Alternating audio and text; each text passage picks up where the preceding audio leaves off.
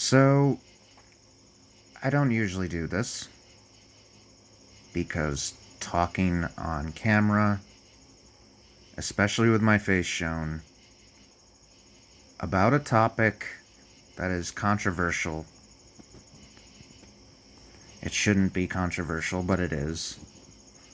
Anyway, talking about a topic that is controversial, especially added to that, all those other things, is terrifying. But today I was watching the news and I heard that the state of Alabama has literally run out of ICU beds. An entire state has run out of ICU beds because of the surge in coronavirus cases.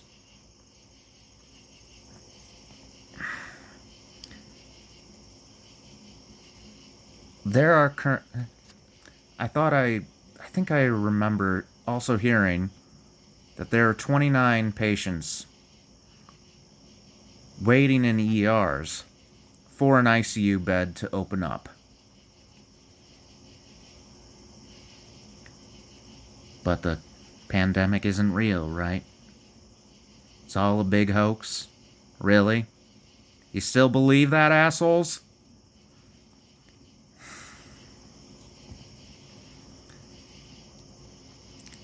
I know it's real. I know it's serious. Because I was a screener at the local hospital in my area, or one of the two, for 10 months.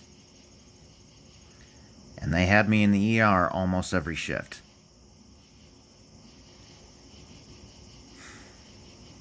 I won't get into too many details of that because HIPAA, and I'm not sure what the lines for that is. But anyway, it is real. And I saw it and was exposed to it several times a week. Every single shift, which was 3 days out of every week, generally speaking.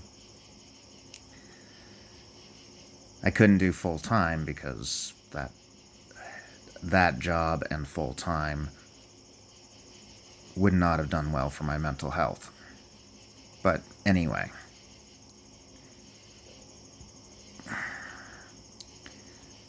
the fact that an entire state ran out of ICU beds is fucking nuts.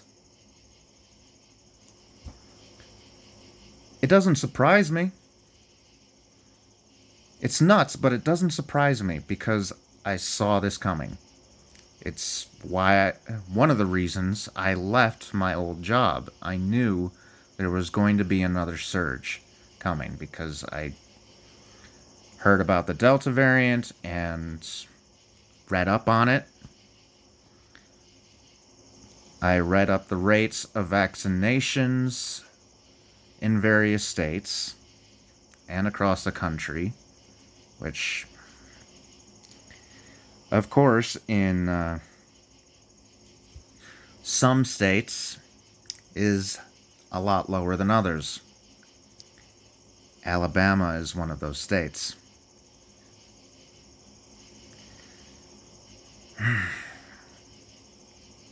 It's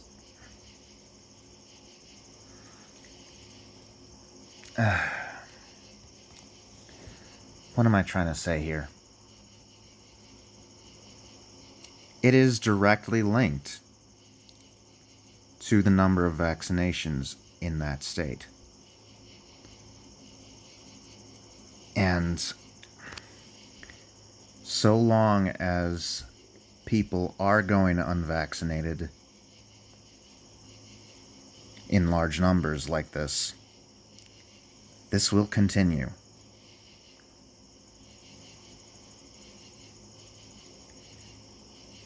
And yeah, it's not going to fix itself. Not in any reasonable amount of time, at the very least.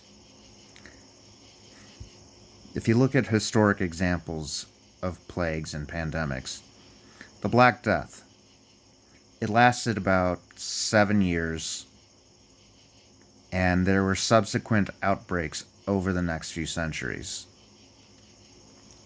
But that initial plague lasted 7. Granted, I learned this from Wikipedia, but come on, it's been years since it's been that inaccurate. It's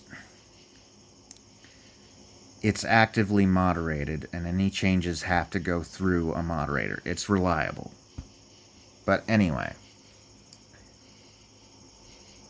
point is, the coronavirus pandemic is not going to end within the next year unless the majority of the world population, I think the percentage is about 90, unless about 90% of the world population gets vaccinated against it.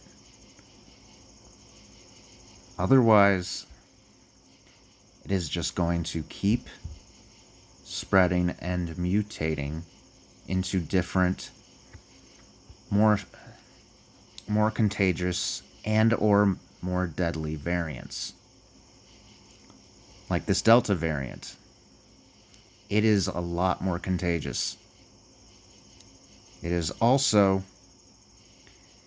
more harmful to our youth.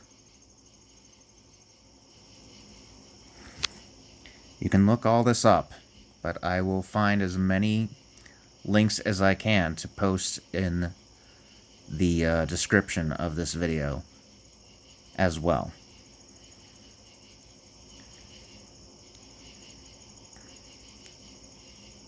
Point is, I already said the point. If we don't vaccinate on a very large scale the majority of the world population, it's not going to end in the next year or even the next 5 years, probably, if we use the Black Death as a base for this. I don't know what the word I'm trying to think of is, as an example of how this will work.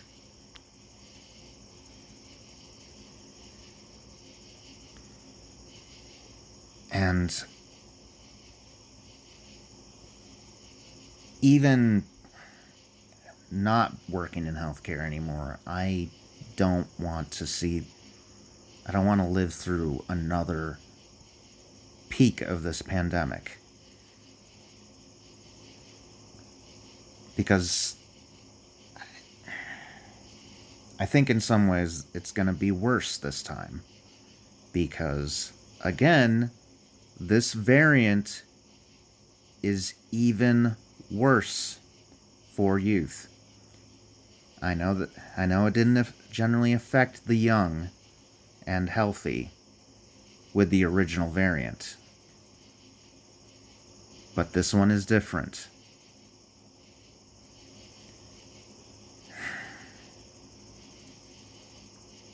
I don't know if it's going to kill kids. That's a horrible thought, but it very well could.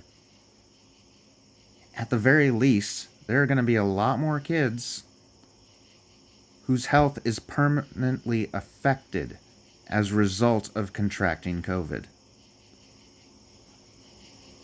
Issues that they will have to live with, if not for the rest of their lives, for several years.